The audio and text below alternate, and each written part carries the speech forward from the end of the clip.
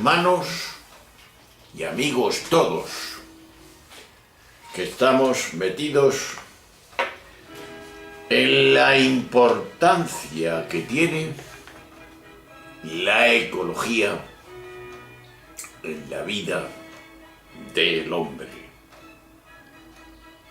El acoger la naturaleza que viene del Creador. Decíamos el otro día, el último día, que cuál es la alternativa a seguir y que nos presenta la encíclica del Papa Francisco sobre lavado sí, alabado sí. Que podíamos traducir que vamos y debemos ir a una ética ecológica integral que pueda dar solución a nuestro mundo, para que no se rompa, para que no siga destruyéndose a nivel mundial. Podríamos decir también a dónde vamos y qué vamos a hacer. Para empezar, podemos tener a la vista esta máxima. Vistos los puntos clave de la Laudato Si, apuntados en la primera parte, en esta segunda, después de unas consideraciones previas, ahondaremos en los valores que nos aporta la encíclica del Papa. Primero, consideraciones para una nueva ética. Requiere, primero, una forma particular de relacionarnos con la naturaleza.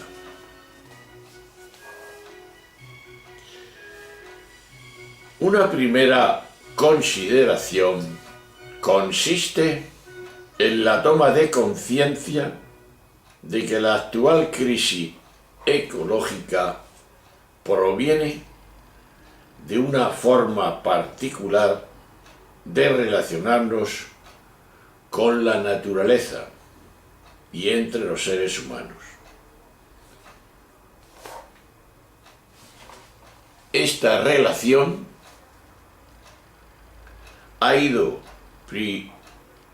priorizándose unos determinados valores por encima de otros, y los prioritarios han estructurado una mentalidad por lo general bastante compartida por muchos de los habitantes del planeta.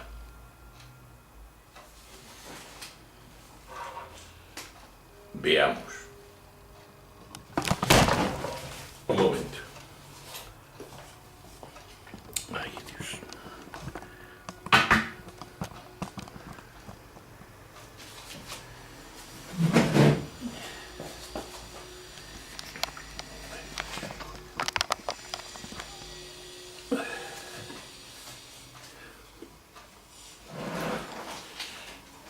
Perdón, que se ha caído la máquina. Digo, de los habitantes del planeta. En este ámbito de la mentalidad y de la cultura, la encíclica apunta que una de las raíces profundas de la problemática ecológica se encuentra en lo que denominamos tecnogracia, que se diferencia de la noción de técnica o tecnociencia, junto a una desmesurada antropocéntrica, dice el Papa, que da lugar a un relativismo práctico. ¿Qué es esto? Cuando el ser humano se coloca a sí mismo en el centro, termina dando prioridad absoluta a sus conveniencias circunstanciales. Esto es verdad. Y todo lo demás se vuelve relativo. Todo se vuelve irrelevante si no sirve a los propios intereses inmediatos, dice el Papa. Para la encíclica, el problema profundo es cómo la humanidad ha asumido la tecnología y su desarrollo junto con un paradigma homogéneo y unidimensional. En este paradigma se destaca un determinado concepto de sujeto, y es un concepto del sujeto que progresivamente, en el proceso lógico racional, abarca y así posee el objeto que se halla afuera. Y este sujeto se despliega en el establecimiento del método científico con su experimentación, que ya es explícitamente técnica de posesión, técnica de dominio y de transformación. También una manera de entender la relación entre los seres humanos y las cosas. El ser humano y las cosas han dejado de entenderse amigablemente la mano para pasar a estar enfrentados. Y así se pasa a la idea del crecimiento ilimitado y a la disponibilidad infinita de los bienes del planeta.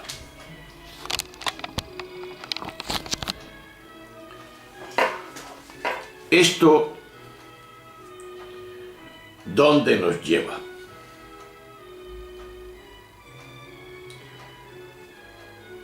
Pues, pero las diferencias o las dificultades vienen, y a esto nos lleva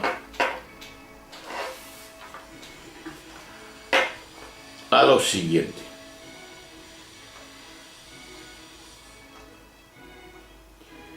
Y es,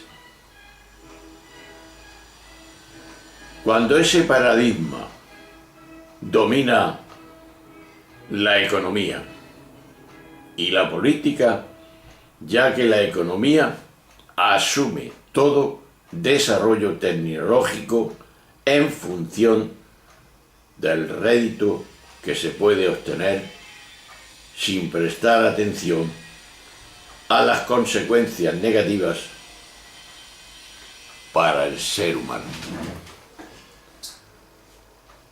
Muchas de las decisiones que se toman parecen puramente instrumentales, cuando en realidad son elecciones acerca del estilo de vida que se quiere desarrollar en esta vida.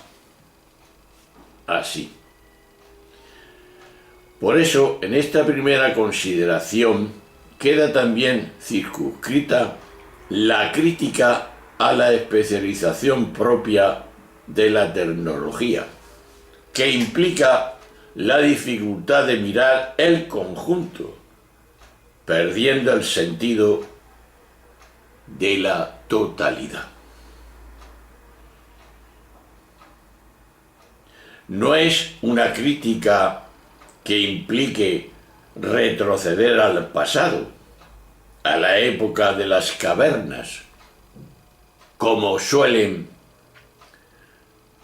caricaturizar a algunas voces con mucho poder sobre la opinión pública. No. Se trata de eso, no se trata de eso, sino de aminorar la marcha para mirar la realidad de otra manera. Ese es el camino. Es verdad, y hay que razonarlo, que la ciencia y la tecnología no son neutrales, sino que pueden implicar desde el comienzo hasta el final de un proceso diversas intenciones o posibilidades y puede configurarse de distintas maneras, dice el Papa. Así pues, se propone orientar la técnica hacia la resolución de problemas concretos, conectándola con la pasión por ayudar a los demás a vivir con dignidad y menos sufrimiento, dice el Papa. Otra faceta de esta consideración de esa nueva ética mundial es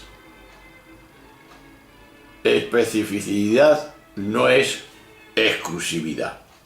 Repito, especificidad no es exclusividad. Pues bien, en una segunda consideración pone el foco en cómo los diferentes sistemas éticos, incluyendo las tradiciones religiosas, aportan elementos para crear esta nueva cultura propuesta por la misma encíclica. Aquí, la encíclica conecta con la tarea humana siempre ardua e inacabada de la relación con la naturaleza, reconociendo el modo en que algunas tradiciones desde hace milenios han aportado soluciones más armónicas con la naturaleza que la propia tradición cristiana. Hay que decirlo así. Así, la encíclica se nutre de otras tradiciones religiosas, aunque no siempre esta aportación quede reflejada de manera explícita en su redacción. En este asunto vale la pena recordar una idea de la ética cristiana que a veces no se considera suficientemente, por la cual la especificidad de algunos valores de la tradición cristiana no conllevan en sí su exclusividad. Esto es lo que queremos decir y quiere decir la encíclica sobre la especificidad no es exclusividad. Otra faceta es construyendo consensos, poniéndose o intentando ponerse de acuerdo. Una tercera consideración sobre la encíclica es la que la acerca a toda una línea de pensamiento que propone que, dada la pluralidad actual, habría que apostar por lograr un cierto acuerdo ético y mundial. Es decir, proponer una serie de valores que pudieran guiar la labor de elaborar políticas, comportamientos, es, creo, muy necesario. Porque cada tradición ética, por su parte, aportaría valores, pero a causa de dicha pluralidad sería necesario alcanzar consensos para llegar a una eficacia legislativa y política planetaria para todos. Esta necesidad de acuerdos o consensos resulta imprescindible, puesto que la problemática ecológica es una cuestión global que afecta a todos los habitantes del planeta. Y por tanto, esperar que pueda ser afrontada desde una sola sensibilidad ética o desde una sola área geográfica del planeta parece poco realista. De aquí que el proceso para ir consensuando estos mínimos éticos ecológicos comunes posiblemente será largo, ya que debe alcanzarse con el diálogo, que es la mejor manera de llegar a un consenso. Este ánimo de diálogo está presente en distintas partes de la encíclica.